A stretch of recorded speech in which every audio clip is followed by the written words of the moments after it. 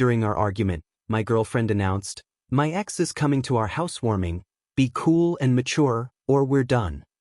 I smiled. "Don't worry, I'll be very mature." The confrontation she'd been building up to for weeks had finally arrived, and I could see she'd rehearsed this moment in her head multiple times. I walked through the door of our shared apartment after another long day troubleshooting network issues at the telecommunications hub, expecting to find Miranda curled up on the couch with Netflix like usual, but instead she was pacing our living room like a caged animal, her phone clutched in her hand and that particular expression on her face that meant she was about to detonate something in my life.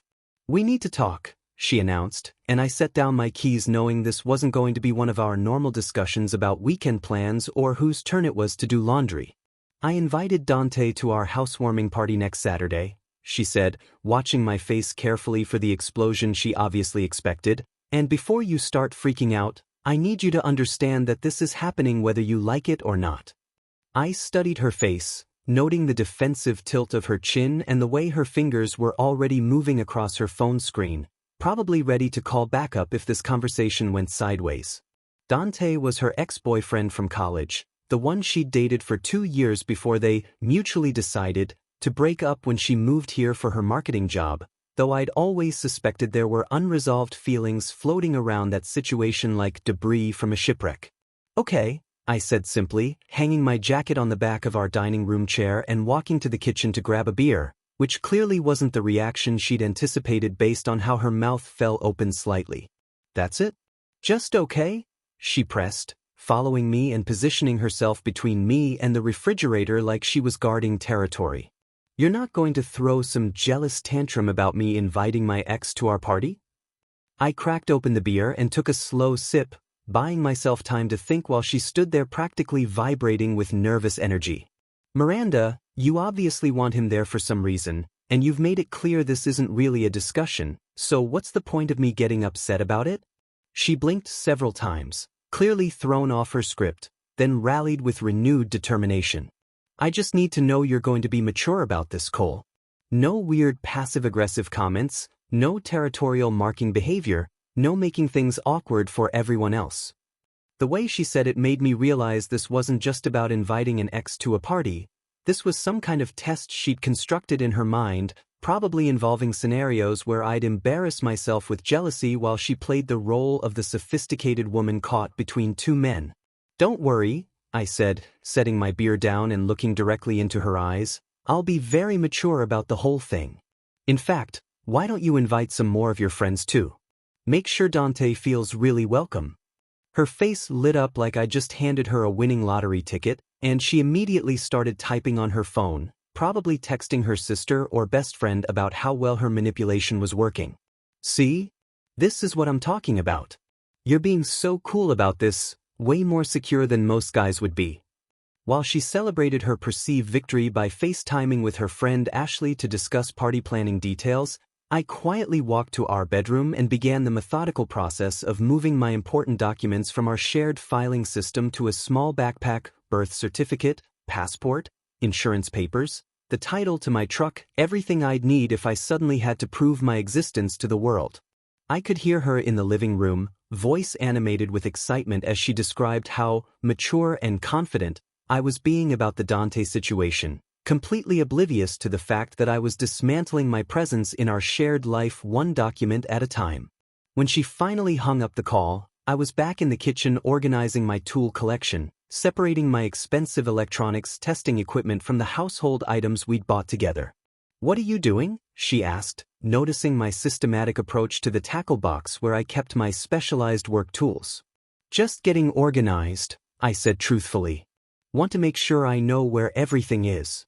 That night, after she fell asleep dreaming about her perfect party, I sent a text to my coworker Felix asking if he might have some extra space at his place for a few days, explaining that I might need somewhere to crash temporarily due to relationship complications, but promising to explain more later.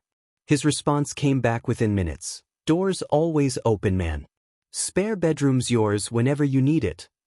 I deleted the conversation and plugged my phone into charge, already feeling lighter knowing I had an exit strategy mapped out for when Miranda's little social experiment inevitably exploded in all our faces.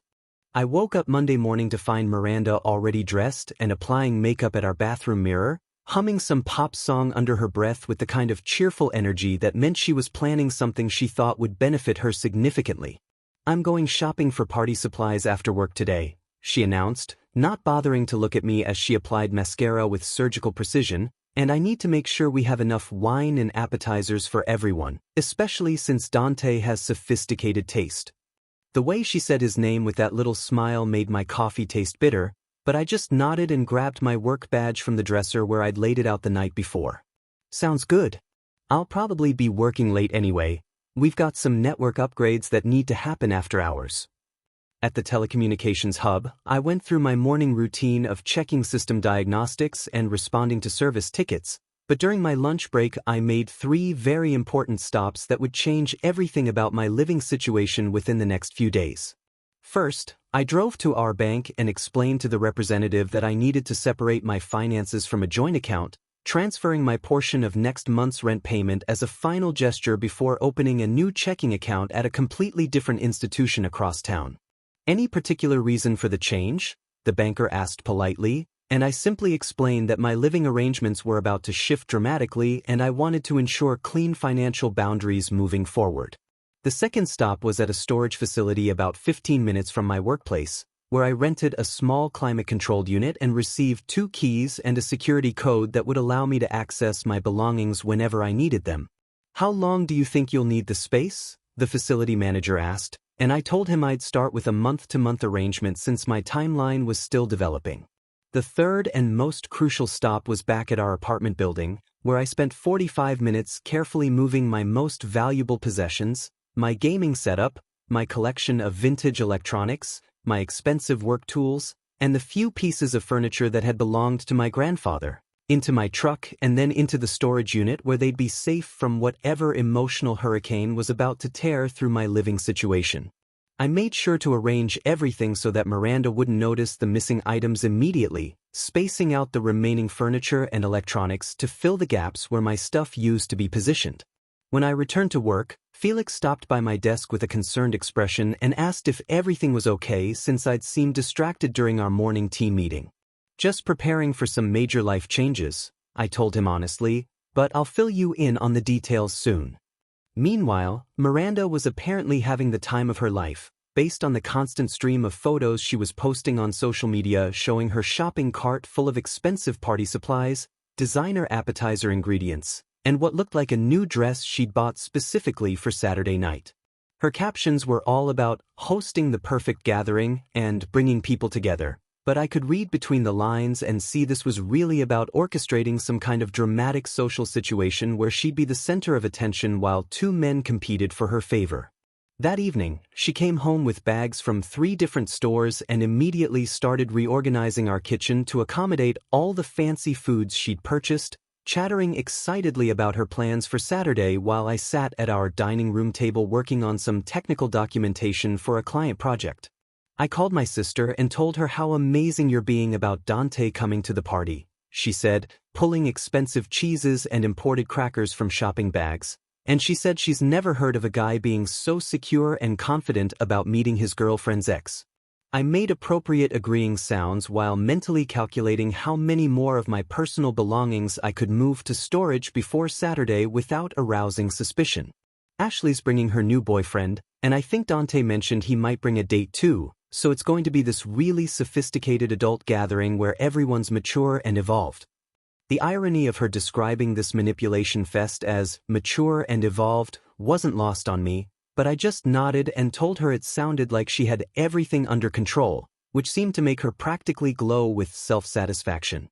Saturday morning arrived with Miranda in full tornado mode, transforming our apartment into what looked like a magazine spread while I helped carry furniture and hang decorations, maintaining my helpful boyfriend facade while internally counting down the hours until my carefully planned exit. She'd been awake since 6 a.m. arranging flowers, setting up an elaborate cheese board, and rearranging our living room furniture at least 3 times to create what she called optimal conversation zones, which I suspected were really strategic positioning areas designed to maximize the awkwardness between Dante and me. "Can you move that lamp about 2 feet to the left?" she called from the kitchen where she was frantically preparing some complicated appetizer that required 17 different ingredients. I want the lighting to be perfect when people start arriving. I dutifully moved the lamp while simultaneously calculating how many more trips to my truck it would take to remove the last of my essential belongings without her noticing, since I'd been gradually transferring items all week during her various shopping expeditions and social outings. Around noon, while I was hanging string lights according to her increasingly specific instructions, her phone buzzed with a text that made her face go through several distinct emotional phases in rapid succession. "Dante's confirming he'll be here at 6, she announced, staring at her screen with a frown, "but he's asking if he can bring his girlfriend as a +1 and wants to know if we need him to bring wine." The mention of Dante bringing a girlfriend clearly wasn't part of whatever scenario she'd constructed in her mind, and I watched her process this unexpected variable with growing panic. "What should I tell him?" she asked, looking at me like I might have some insight into how her ex-boyfriend's dating life should factor into our housewarming party. "Tell him to bring whoever he wants," I suggested calmly, "and wine is always appreciated." This response seemed to confuse her further, since she'd obviously expected me to either object to his girlfriend coming or express some kind of territorial concern about another woman being added to the mix. "You're being really weird about this whole thing," she said, studying my face like she was trying to solve a puzzle. "Most guys would at least have some kind of reaction to their girlfriend's ex bringing a date to their party." I shrugged and went back to hanging lights, pointing out that she'd asked me to be mature about the situation, and that seemed to include accepting whatever guest arrangements people wanted to make.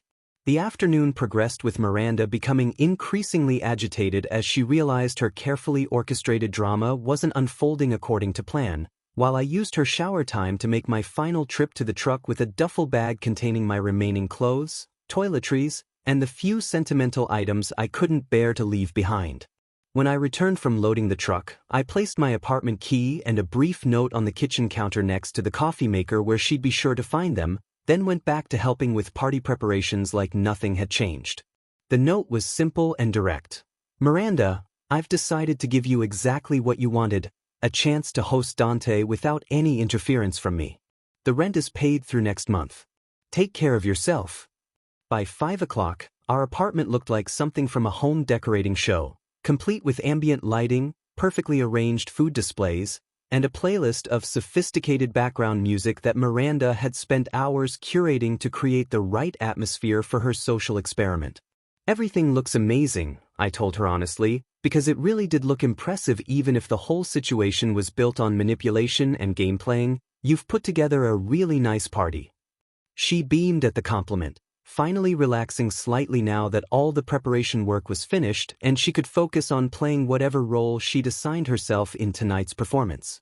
"I just want everyone to have a good time and see that we're all mature adults who can handle complex social situations," she said, adjusting her new dress one final time in our hallway mirror. What she didn't know was that I'd already achieved the most mature response possible to her complex social situation. I'd removed myself from it entirely, leaving her free to explore whatever feelings she had for Dante without dragging me through the humiliation she'd apparently planned for my evening. The first guests started arriving at 5 p.m. sharp, with Miranda's coworkers from the marketing firm leading the charge, followed by her college friends who immediately began complimenting the apartment setup and asking about the guest list for tonight's gathering. I played my role perfectly, greeting everyone warmly and directing them toward the carefully arranged food and drink stations while Miranda flitted between groups like a nervous butterfly, constantly checking her phone for updates from Dante while trying to maintain her hostess facade. Felix showed up around 5:30 with a six-pack of my favorite beer and that knowing look he got when he sensed something was about to go sideways in spectacular fashion. "Everything okay, man?" he asked quietly, pulling me aside near the kitchen while Miranda was busy explaining the origin story of her imported cheese selection to a group of increasingly glazed-eyed listeners.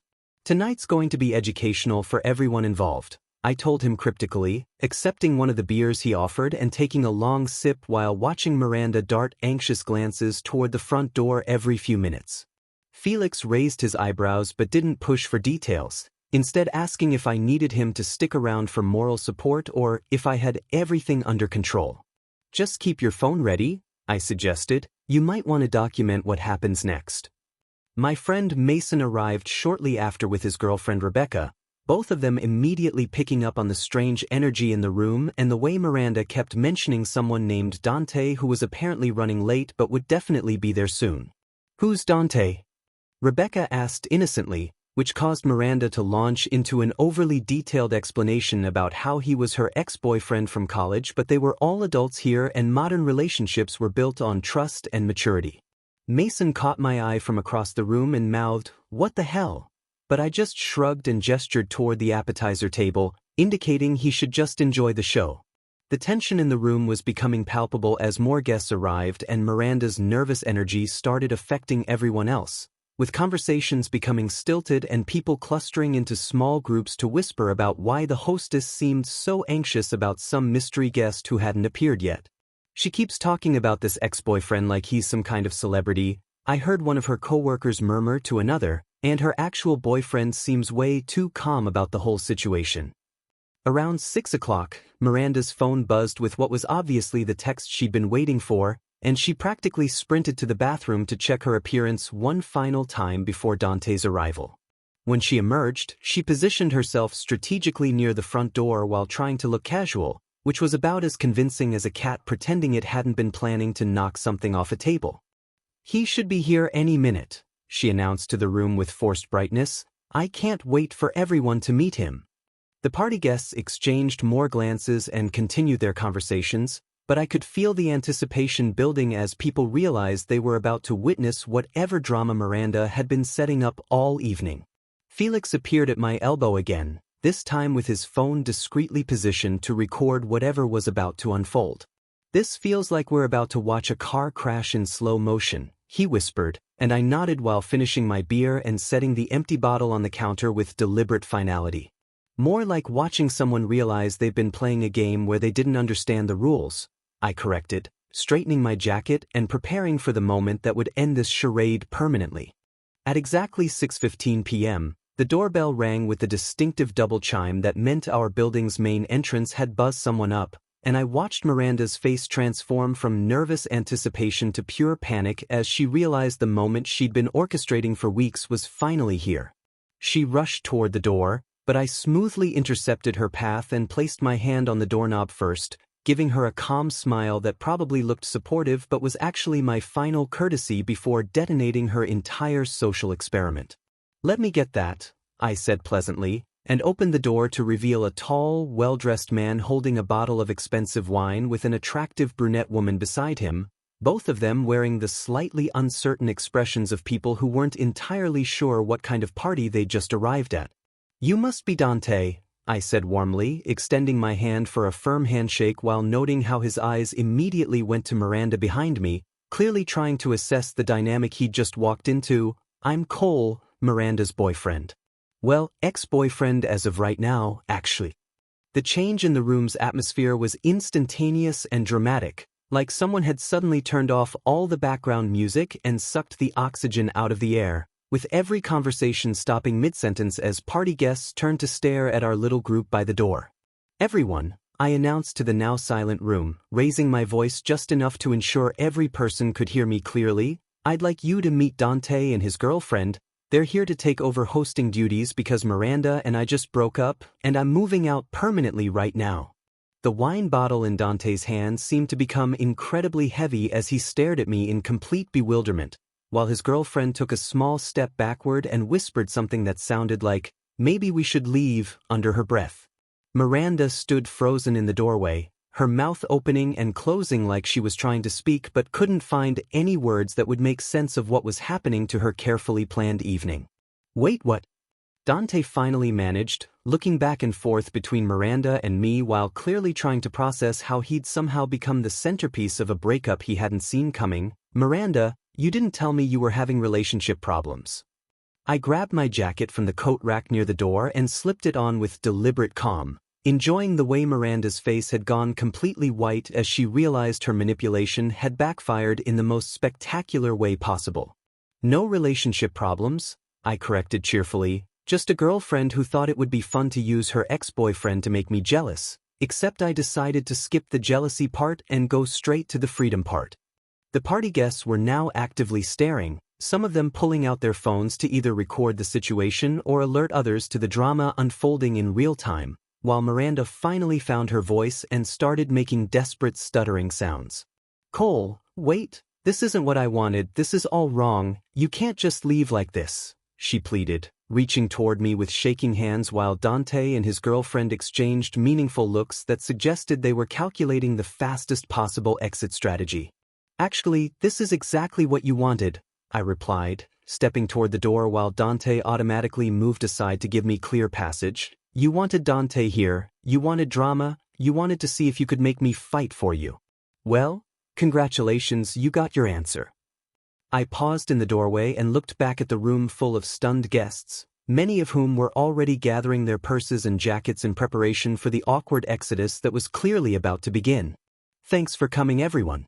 Enjoy the party," I said with genuine warmth, then stepped into the hallway and headed for the elevator while behind me I could hear Miranda's voice rising in pitch as she tried to explain to a room full of people why her boyfriend had just walked out of his own housewarming party. I drove through the city streets toward Felix's house with my windows down and my favorite playlist turned up loud, feeling like I'd just shed a weight I hadn't realized I'd been carrying for months, while my phone buzzed constantly with incoming calls and texts that I ignored completely until I reached my destination. Felix was waiting on his front porch with 2 beers and the biggest grin I'd seen from him in years, having apparently received a play-by-play of my exit via text messages from Mason who'd stayed long enough to witness the immediate aftermath of my dramatic departure. "Dude, Mason says the party cleared out in less than 20 minutes, Felix reported gleefully, handing me a beer and gesturing toward the comfortable porch chairs where we could properly debrief the evening's events. Apparently people just started making excuses and heading for the door once they realized they'd accidentally attended a relationship explosion instead of a housewarming. I settled into the chair and took a long sip of beer, finally allowing myself to process what I'd just done and feeling nothing but relief and satisfaction at how cleanly I'd extracted myself from Miranda's manipulation games. "What about Dante and his girlfriend?" I asked, genuinely curious about how they'd handled being unwitting props in someone else's drama, and Felix pulled out his phone to read from the updates Mason had been sending throughout the evacuation.